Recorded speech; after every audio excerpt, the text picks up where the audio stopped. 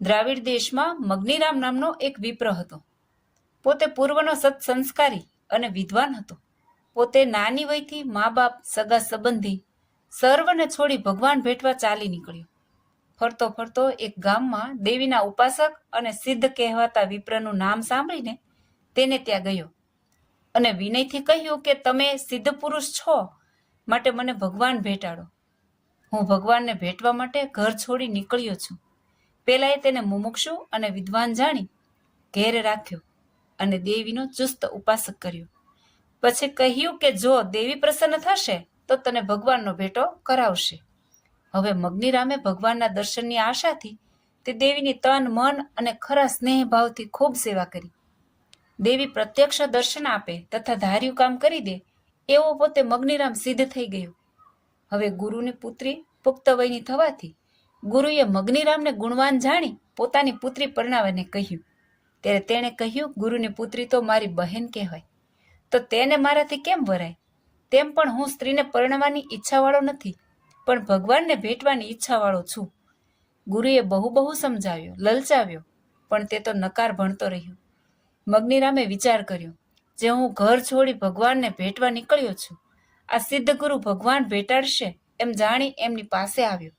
પણ એ તો મને પુત્રી પરણાવી સંસાર માંડવાનું કહે છે, માટે હવે અહીં રહ્યા જેવું નથી. આમ ધારી ગુરુને કહ્યું, ગુરુ મહારાજ, મને દેવીના દર્શન થયા, પણ જ્યાં સુધી પરમેશ્વરના દર્શન નહીં થાય ત્યાં સુધી શાંતિ થવાની નથી. માટે મને પ્રભુની શોધ કરવા જવાની રજા આપો. હું મારું ધ્યેય પૂરું કરી જરૂર તમારા ચરણમાં હાજર થઈશ.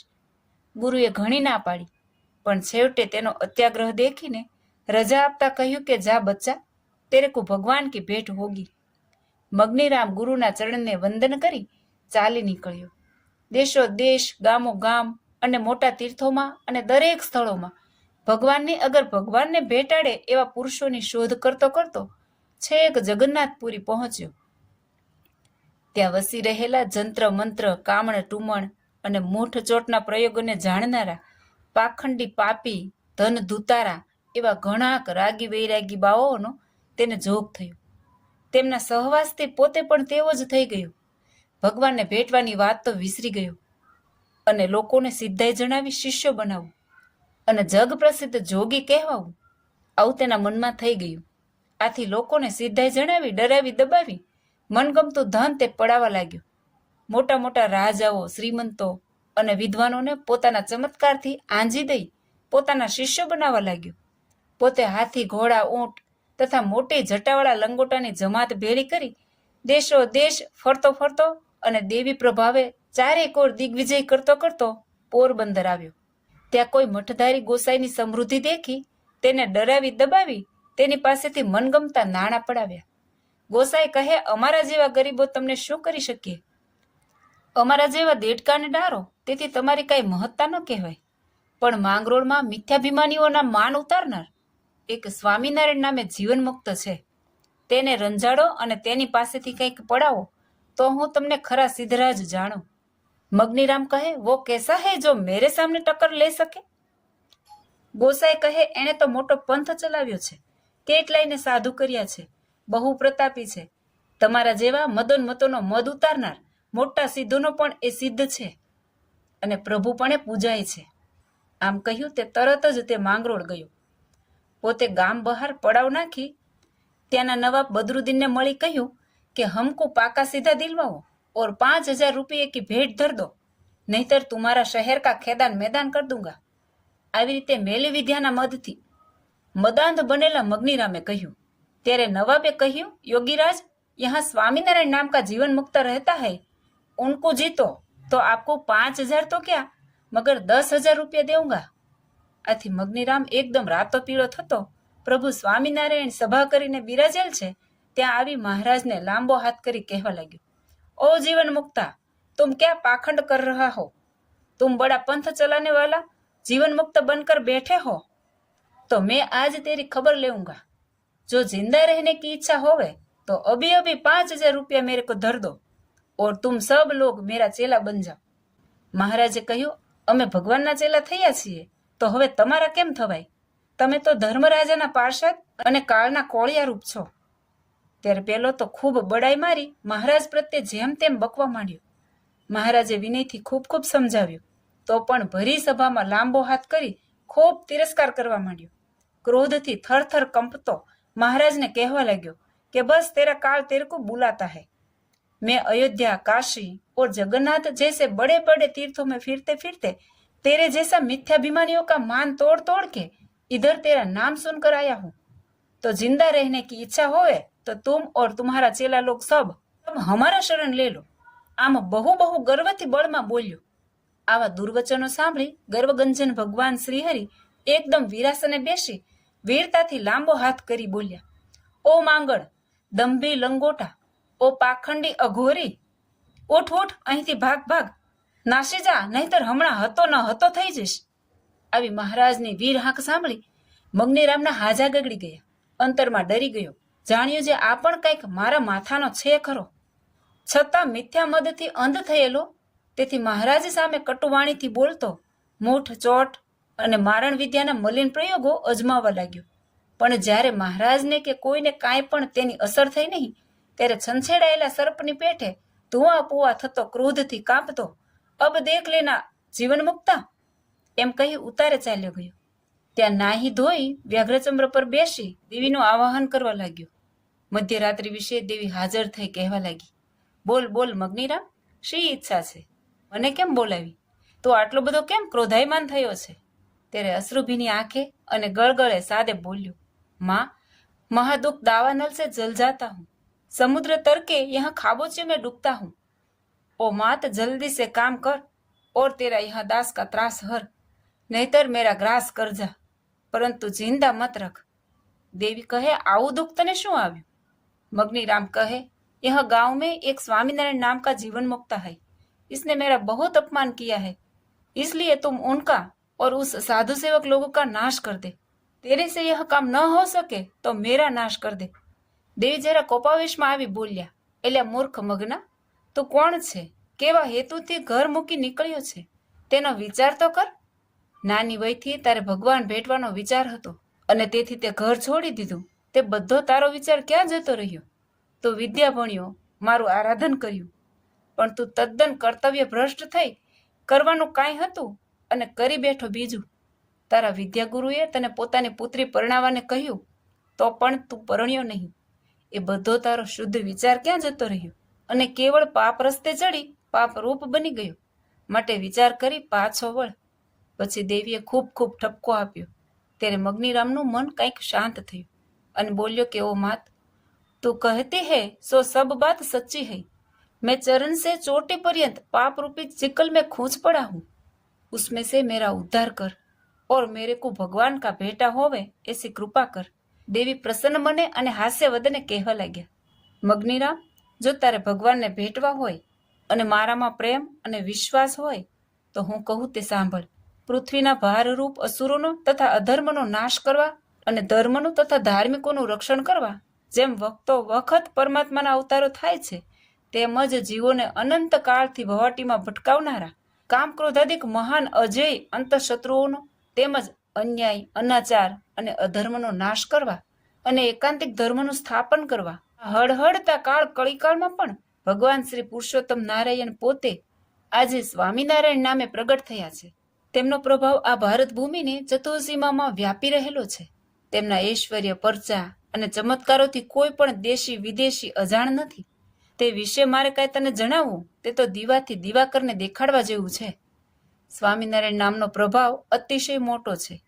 આ નામ લેનારને ભૂત, પ્રેત, પિશાચ, વીર, પીર, ભૈરવ કે બ્રહ્મ રાક્ષસાદિક કોઈ પણ નડી શકતું નથી. અરે કાળ કર્મ કે માયા પણ તેનો પરાભવ કરી શકતા નથી. કેટલાક પાતકી જીવને મરતી વખતે યમદૂતો તેડવા આવેલા, તે પણ આ સ્વામિનારાયણ નામ સાંભળતા ત્રાસી નાસી ગયા છે. અરે આવા દાખલા મેં મારી સગી આંખે અને સગા કાને ઘણા જોયા અને સાંભળ્યા છે. આમ દેવીએ તેને બહુ બહુ કહ્યું અને કહે, મગનીરામ, તારી સેવાથી હું પ્રસન્ન થઈ છું, માટે સત્ય કહું છું કે જેને તું મારવાનું કહે છે તે જ સાક્ષાત પરબ્રહ્મ પતિત પાવન પરમાત્મા પોતે છે. તે ભગવાન ધર્મનું અને ધાર્મિકોનું રક્ષણ કરવા માટે, અધર્મ અને અધર્મીઓનો નાશ કરવા માટે આ કળીકાળમાં સ્વામિનારાયણ નામે પ્રગટ થયા છે. તેમને ભેટ તારા અનંત પાપોનો પ્રલય કરીને સુખ્યો થા. મગ્નિરામ, દેવદેવીઓ ગમે તેવા સમર્થ હોય તો પણ આત્યંતિક મોક્ષ તો એક ભગવાન જ આપી શકે. માટે તું હવે તેમને શરણે જા. હવેથી તું મંત્ર જંત્રનો તથા મલિન વિદ્યા માત્રનો ત્યાગ કરી ડાપણનો ડોળ મૂકી નિર્માની થઈ સુખ સાગર ભગવાન સ્વામિનારાયણને ભેટ અને તેમના મહાસમર્થ સાધુ પુરુષોનો સમાગમ કરીને તેમના ઐશ્વર્ય પ્રતાપ બળ મહિમા અને પરાક્રમને યથાર્થ જાણી તેમની સેવા કર. દેવીનું આ કહેવું સાંભળી મગ્નિરામ તો એકદમ હર્ષઘેલો બની દેવીને વારંવાર પ્રણામ કરવા લાગ્યો. હે દેવી, હે જગત જનની, તારી સેવા આજ મને ફળી. આજ કૃત્ય થયો. તે મને પ્રગટ પ્રભુનો ભેટો કરાવ્યો. મને ગુરુએ કહ્યું હતું કે તને દેવી ભગવાનનો ભેટો કરાવશે. તે વચન આજે સત્ય થયું. હે માતા, મારી ધારણા તમે પૂરી કરી.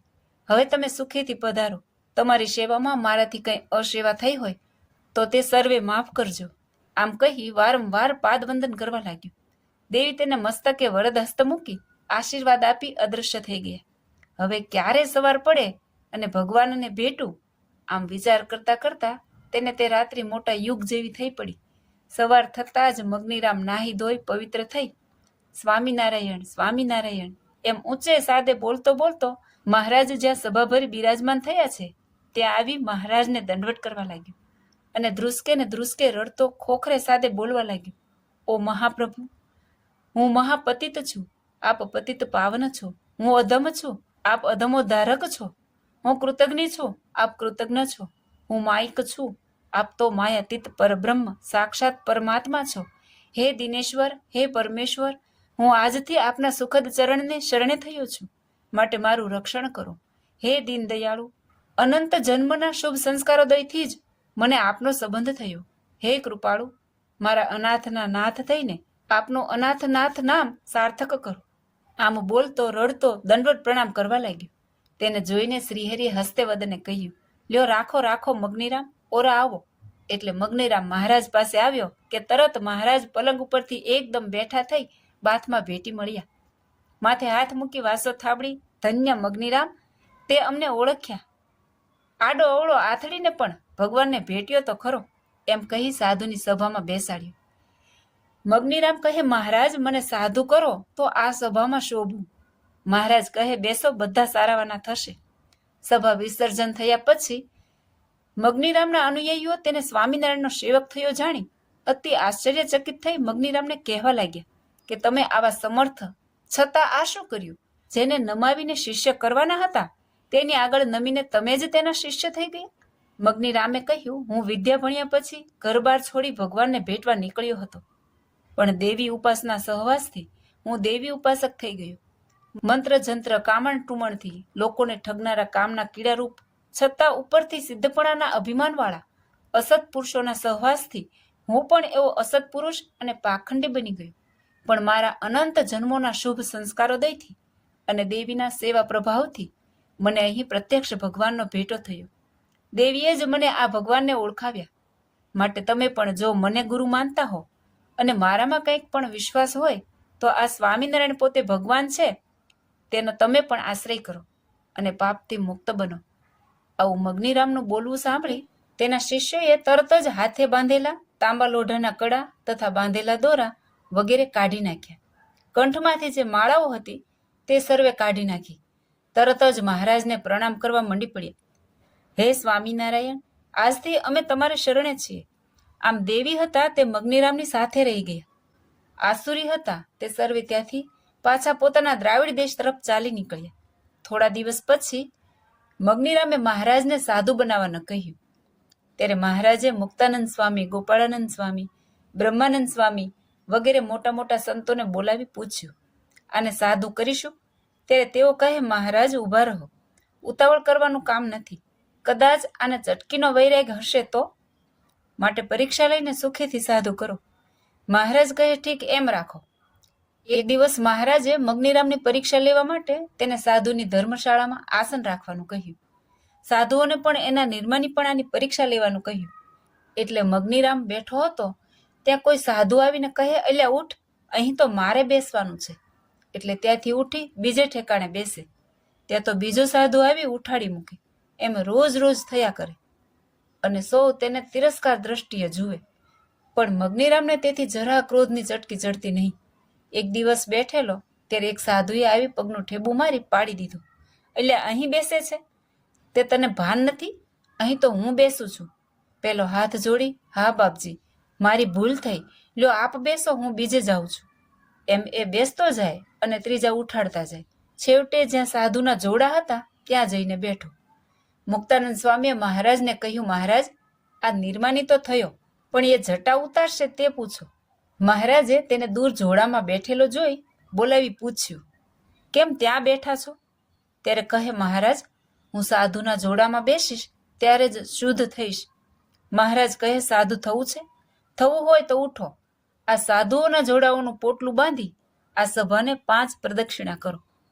આ તમારી માથાની જટા ઉતારી તેને સાધુના સ્નાન કરવા જવા આવવાના રસ્તામાં બહાર ફેંકી દો, તો અમે તમને ખરા નિર્માની થયા જાણીએ. પછી તેણે તેમ કર્યું. જ્યારે જોડાનું પોટલું બાંધી માથે લીધું ત્યારે તેની જમાતના કોઈકે કહ્યું, મગનીરામ, બ્રાહ્મણ થઈને આ જોડા ઉપાડવાનું કામ થાય કે?